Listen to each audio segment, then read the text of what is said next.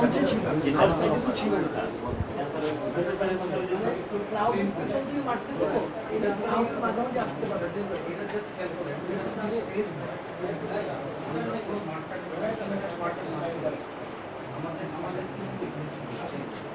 এখানে জার্নালিস্টরা ছিল this is the first part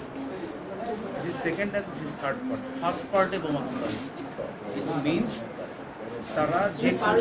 proper exactly it means যে this is a proper plan যদি বোমটা এখানে পড়তো আমার প্রশ্ন আমরা একটু কম করতাম বা এখানে পড়তো তাহলে একটা ম্যাটার ছিল যে কেউ ছুড়ে দিয়ে চলে গেছে এক্স্যাক্টলি দ্য পয়েন্ট ইজ এই জায়গাটার মধ্যে বোমটা পড়েছে তো এইটা মানে খুবই ডেঞ্জারাস একটা বিষয় মানে ব্যাপারটা এরকম না যে পাশ দিয়ে যাওয়ার সময় কেউ ছুড়ে মারবে কমপ্লিটলি ফ্রি প্ল্যান মানে তাদের মনে একটা খাইশ বুঝবে যে তারা ধরেন ইসলামকে রক্ষা করতে